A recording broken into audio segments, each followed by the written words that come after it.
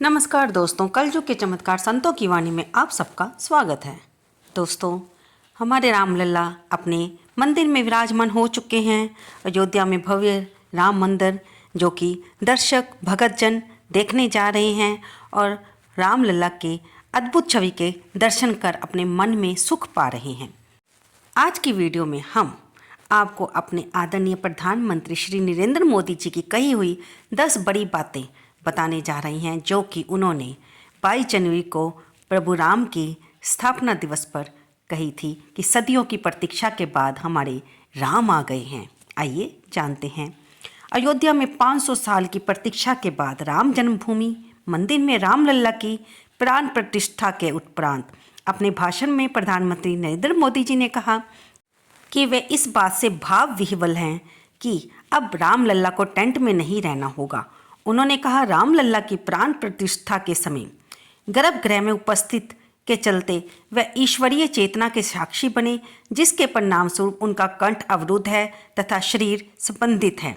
आइए जानते हैं, सुनते हैं अयोध्या में रामलीला की प्राण प्रतिष्ठा के बाद प्रधानमंत्री श्री नरेंद्र मोदी जी के भाषण में कही हुई खास बातें। पहली, दुनिया भर के राम भक्तों को मेरी राम राम। दूसरी, कई पीढ़ियों की प्रतीक्षा के बाद हमारे राम आ गए हैं। इस अवसर पर सभी को कोटि कोटि बधाई। कहने को बहुत कुछ है परंतु कंठ अवरुद्ध है। तीसरी, रामलला अब टेंट में नहीं रहेंगे, अब वह एक भव्य मंदिर में रहेंगे। चौथी, 22 जनवरी 2024 महज एक तारीख नहीं है, एक नए युग की शुरुआत है। भगवान राम के अस्तित्व को लेकर कानूनी लड़ाई दशकों तक चलती रही।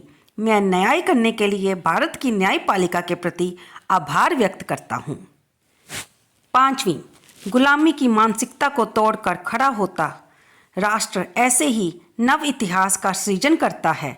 अनगिनत बलिदानों, त्याग और तपस्या के बाद आज हमारे प्रभु राम आ गए हैं। छठी, राम का स्थान हमारे संविधान में पहले पृष्ठ पर भी है, फिर भी ये होने में कई दशक लग गए, यानी कि रामलला की प्राण प्रतिष्ठा को होने में कितने ही दशक लग गए। सातवीं, आज मैं भगवान राम जी से क्षमा याचना भी करता हूँ। हमारे प्रयासों, बलिदानों और प्रायश्चित में निश्चित रूप से कुछ कमी रही होगी जो हम कई सदियों तक ये कार्य नहीं कर पाए, लेकिन आज ये कार्य पूरा हो गया है तो मुझे विश्वास है कि भगवान राम हमें अवश्य क्षमा कर देंगे। आठवीं, हमारे लिए ये अवसर सिर्फ विजय का नहीं, विनय का भी है। भगवान राम आग नहीं, राम ऊर्जा है। राम विवाद नहीं, राम समाधान है। राम सिर्फ हमारे नहीं, राम सबके हैं। राम वर्तमान ही नहीं, राम अनंत काल हैं। नौवीं, राम भारत की आस्था है, राम भारत का आधार है। राम भारत का विचार है, राम भारत का विधान है। राम भारत की चेतना है, राम भारत का चिंतन है। राम भारत की प्रतिष्ठा है, राम भारत का प्रताप है। राम प्रवाह है, राम प्रभाव है। राम नेति भी है, राम नीति भी है।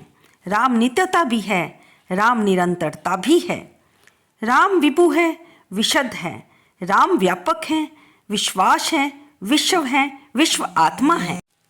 10वीं, ये मंदिर मात्र देव मंदिर नहीं है, ये भारत की दृष्टि का, भारत के दर्शन का, भारत के दिग्दर्शन का मंदिर है।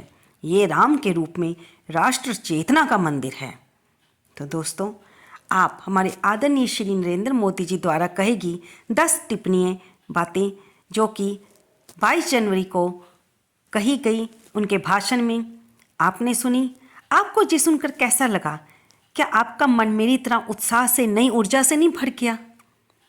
मुझे पूरी उम्मीद है कि अवश्य ही आपके मन में भी, आपके शरीर में भी एक नव ऊर्जा का संचार ये बातें सुनते सुनते अवश्य हुआ होगा।